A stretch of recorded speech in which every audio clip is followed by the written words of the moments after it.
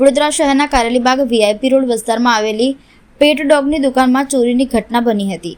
દુકાનના સંચાલક અંકુરભાઈ મહેતાએ જણાવ્યા મુજબ 3 મહિનાથી દુકાનમાં કામ કરતો અને મૂળ મુંબઈનો રહેવાસી રોહિત સાલ્વી રાત્રે દુકાનમાંથી રોકડ તેમજ મોબાઈલ ચોરી કરી ફરાર થયો હતો.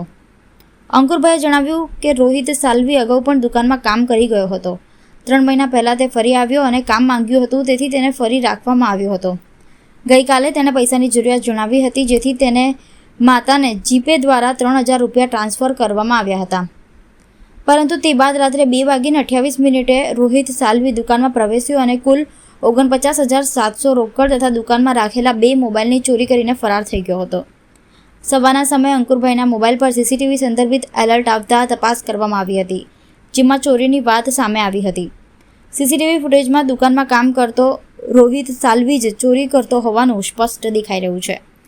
ચોરીની ઘટના અંગે હણી પોલીસ મથકમાં જાણ કરવામાં આવી છે અને પોલીસે કાયદેસરની કાર્યવાહી હાથ ધરી છે. સમગ્ર મામલે સંચાલક અંકુરભાઈ મહેતાએ વિસ્તૃત માહિતી આપી. મારો એરિયા જે લાગે છે કારેલીબાગ વીરનગર સોસાયટીમાં બરોડા સેન્ડવિચની બાજુમાં આપણી દુકાન આવેલ છે. રાતના 2:30 વાગે અમારા ત્યાં એક છોકરો કામ કરતો હતો 3 મહિનાથી. રાતના 2:30 વાગે ગલ્લામાંથી આવ્યો, પૈસા કેશ રોકડા ચોરી કર્યા 49,700 રૂપિયા, એટલે ટૂંકમાં 50,000 ગણો તો ઠીક. અને 2 મોબાઈલ, એક ઓફિસનો મોબાઈલ અને એક પર્સનલ મોબાઈલ અહીંયા હતો, એ ચોરી કરીને નાસી ગયો છે. અને રહેઠાણ છે એનું મુંબઈ, રોહિત સાલ્વી નામ છે.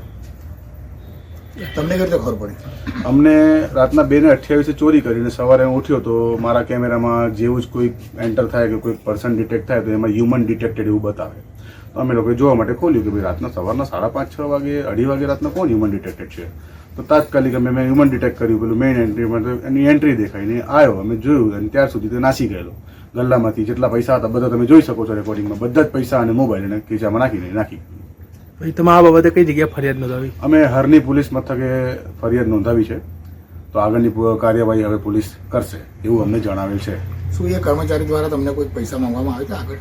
એણે કાલે સાંજે એને મને એવું કીધું કે મારે પૈસાની જરૂર છે, મારે ઘરે ખાવાનો જ દાણો નથી, તો કે તમે મને 5,000 રૂપિયા કરી આપો. મેં કીધું વાંધો નહીં. પછી રાત્રે એને મારા જે મિસિસ છે એમણે 3,000 રૂપિયા એમને ગૂગલ પે હેઠે કરેલા એમના મમ્મીના મોબાઈલ પર. અને એમની મમ્મીનું કહેવાનું એવું હતું કે ભાઈ આ આવું કરે છે અમુક વાર.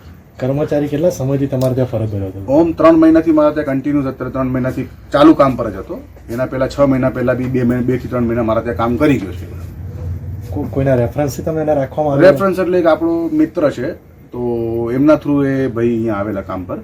તો એ તે સમય પર સારું હતું, એટલે પછી બીજી વાર બી આવ્યું કે મારે કામની જરૂર છે, કે વચ્ચે હું મુંબઈ પાછો જતો રહેલો, મારી મમ્મીની તબિયત બરોબર નથી, એટલે પછી આપણે પાછો કામ પર રાખ્યો. 3 મહિના સુધી એને કામ પર રાખ્યું. તો 3 મહિનામાં એને પછી કાલે આ બનાવ બનાવ્યો. હમણાં ભાગી છૂટ્યો છે કે પોલીસે પકડી લીધો છે? ના, ભાગી છૂટ્યો છે. હજુ તો એ મતલબ હાથમાં નથી આવ્યો. આપણે એટલે તો અરજી કરી છે. તમારા દ્વારા કોઈને કોન્ટેક્ટ કરવામાં આવ્યો? એનો ફોન જે અમારા ઓફિશિયલ 2 નંબર છે એના જે પાસે છે અત્યારે, બંને નંબર પર કોલ કરીએ છીએ. એક નંબર ચાલુ બતાવે છે, અમુક વાર ચાલુ થાય છે અને અમુક વાર બંધ થાય છે.